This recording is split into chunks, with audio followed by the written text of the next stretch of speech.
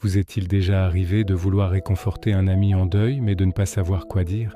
Parfois, en voulant bien faire, on prononce des phrases qui, au lieu d'aider, blessent encore plus. Aujourd'hui, on va parler de ces mots maladroits, à éviter absolument et de ce qu'on peut dire à la place. La première phrase à bannir, c'est le fameux « Je sais ce que tu ressens ». En réalité, c'est impossible. Chaque deuil est unique, chaque relation est différente. Même si vous avez vécu une perte similaire, votre expérience n'est pas la sienne. En disant ça, sans le vouloir, on minimise la douleur de l'autre. Préférez plutôt dire « Je ne peux pas imaginer ce que tu traverses, mais je suis là pour toi ». C'est beaucoup plus honnête et ça montre un soutien sincère. Une autre phrase très courante est « c'est la vie » ou « il est dans un meilleur endroit maintenant ». Ces expressions peuvent sembler réconfortantes, mais elles peuvent donner l'impression que la tristesse de la personne n'est pas légitime. Pour quelqu'un qui souffre, la vie semble injuste, et l'idée d'un meilleur endroit n'apaise pas forcément le vide immense laissé par la personne disparue. Au lieu de ça, validez ses émotions. Dites simplement « c'est tellement triste et injuste. Je suis vraiment désolé pour ta perte ».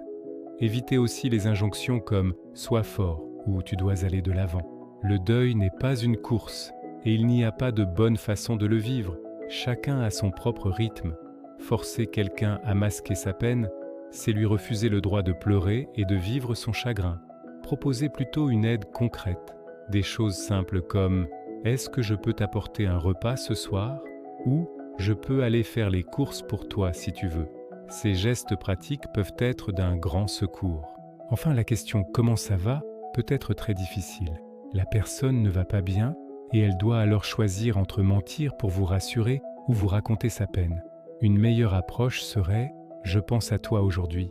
C'est une façon douce de montrer que vous êtes présent, sans la forcer à parler de sa douleur si elle n'en a pas envie. Souvent, le silence et une simple présence sont plus réconfortants que n'importe quel mot. Une étreinte, une main sur l'épaule ou simplement s'asseoir à côté de la personne en silence, ça en dit long. Le plus important, c'est de montrer que vous êtes là, sans jugement et avec beaucoup d'amour. J'espère que ces conseils vous aideront. N'hésitez pas à partager vos propres expériences en commentaire. Merci de m'avoir écouté et prenez soin de vous.